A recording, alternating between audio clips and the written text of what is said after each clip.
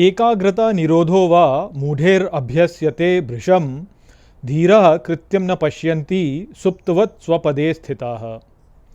नमस्कार मित्रों, ये जो श्लोक है ये अष्टावक्र गीता के 18वें अध्याय का 33वां श्लोक है, जिसे हम आज गहराई से समझेंगे। तो आइए सबसे पहले इसके अर्थ को समझते हैं। तो जो श्लोक है वो कहता है, एकाग्रता निरोधो वा, अर्थात एकाग्रता या निरोध का मूढ़ेर अभ्यस्यते भृशम, अर्थात मूढ़ बहुत अभ्यास करते हैं। धीरः कृत्यम न पश्यन्ति, अर्थात धीर कृत्य नहीं देखते।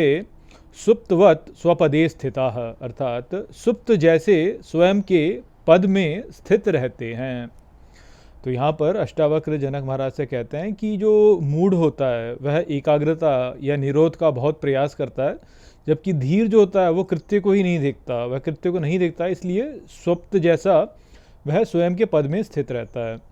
तो यहाँ पर जो बात बताई जा रही है वो कृत्य के अनुसार बताई जा रही है कि जो अहंकृत का भाव होता है ना, कि मैं करता हूँ, मैं ऐसे करूँगा, मैं वैसे करूँगा। हमने पहले भी समझा कि वो जो है वह ही सभी प्रकार की समस्याओं को उत्पन्न करता है, अहमकृत का भाव।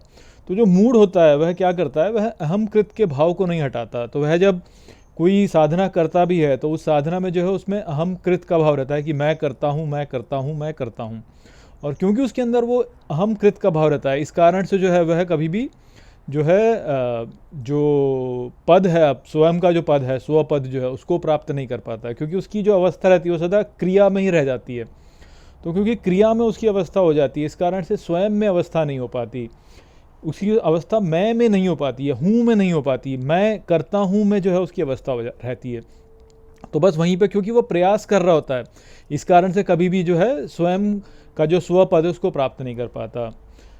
इसको आप ऐसे समझ सकते हैं, देखिए जैसे कि जब हम कुछ प्राप्त करना चाहते हैं, तो हम जब कुछ प्राप्त करना चाहते हैं तो हमको ऐसा लगता है कि उसको प्राप्त करके जो है हमें सुख मिलेगा, तभी तो हम उसे प्राप्त करना चाहते हैं ना।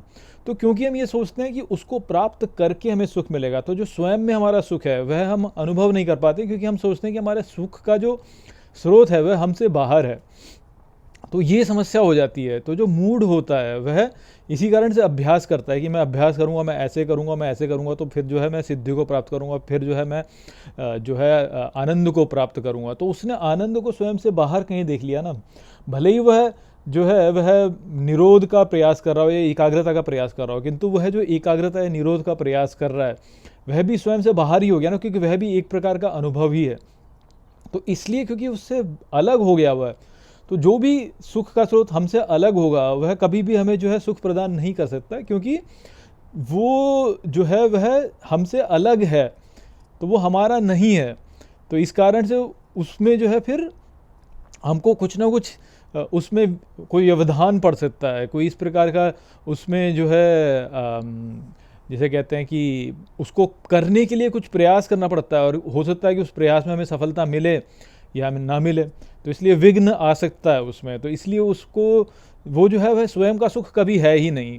तो इसलिए क्योंकि वह स्वयं का सुख नहीं है, इसलिए वह सुख वास्तव में हमको मिल भी नहीं सकता है, सदा के लिए नहीं मिल सकता है। और क्योंकि हम सनातन हैं, इसलिए हम उस प्रकार के सुख को देख रहे हैं जो कि सदा हमारे साथ हो।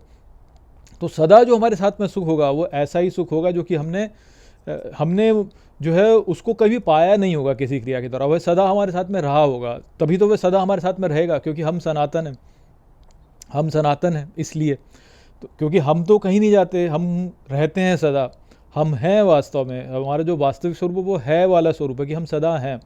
तो जो सुख हमको वास्तव में देगा वो वह ही सुख होगा जो सदा से हमारे साथ में था और सदा हमारे साथ में रहेगा। तो कोई ऐसा सुख जो कि सदा हमारे साथ में था और सदा हमारे साथ में रहेगा, वो सुख ऐसा है जिसको पाने के लिए हमें कोई प्रयास करने की आवश्यकता नहीं है, क्योंकि वह सदा ही हमारे साथ में था पहले से ही। तो वो जो सुख है उसको करने के लिए कुछ करने की आवश्यकता नहीं है, उस सुख को प्राप्त करने के लिए कुछ करने की आवश्यकता नहीं है। तो इस बात को जो है धीर व्यक्ति समझता है, वह समझता है कि जो मेरा स्वयं का सुख है, जो मेरे भीतर जो मेरा स्वयं का सुख है, वह सुख जो है उसको पाने के लिए मुझे कुछ करना नहीं है। इसकी जो उपमा है वह कस्तूरी के मृग के द्वारा दी जाती है, कि जो कस्तूरी का मृग होता है उसमें से सुगंध आती है, तो वह सुगंध जो उसमें से स्वयं ही उत्पन्न हो रही होती है, परंतु वह सोचता है कि अच्छा सुगंध कहीं से आ रही है, तो वो पूर्ण वन में जो है वो सब जगह ढूंढता है कि इस सुगंध का स्रोत कहाँ है। और जो स्रोत है वह स्वयं ही है। तो ठीक इसी प्रकार से जो सुख है, जो हमारा वास्तविक सुख है, जो हमारा स्वपद है, वह सदा हमारे साथ में है, क्योंकि वह हमसे ही उपज रहा है, वह हमसे ही उपजता है। कोई भी वस्तु से जब हम सोचते हैं कि हमें सुख देगी, तो उस वस्तु को पा करके हम सुख पाते हैं, परंतु वो जो मान्यता हमने की कि ये सुख हमको देगी, वह मान्यता हमने स्वयं की, तभी हमको सुख मिला। तो ये हमारी अवस्था है। तो हम क्या सोचते हैं कि कुछ पाके हमें सुख मिल जाएगा, फिर हम क्रिया करते हैं उसको पाने की, और यदि हमें मिल जाती है तो हमको सुख लगता है, यदि हमें नहीं मिलती तो हम दुखी होते हैं और पुनः फिर जो है शांत हो जाते हैं। तो यदि हम इस बात को समझ लें और जाने कि भाई सुख का स्रोत हम स्वयं ही हैं, तो फिर हमको कोई कुछ करने की आवश्यकता ही नहीं है। तो ये जो धीर व्यक्ति होता है वह इस प्रकार से होता है, वो कृत्य को देखता ही नहीं है, वह स्वयं निरंतर जो है अपने स्वपद में ही रहता है। वो जानता है कि भाई जो भी सुख का स्रोत है वो मैं ही हूँ, तो मुझे फिर कहीं और जाने की आवश्यकता है नहीं, मैं अपने आप में ही अपने सुख को अनुभव कर सकता हूँ, है मैं ही जो है मैं अपने सुख को अनुभव कर सकता हूँ। तो वो संदेश था यहाँ पर इस श्लोक में। आशा करता हूँ कि मैंने इस श्लोक को आपको अच्छे से समझा दिया होगा। चलिए इसी के साथ इस वीडियो को यहीं पर समाप्त करते हैं। नमस्ते।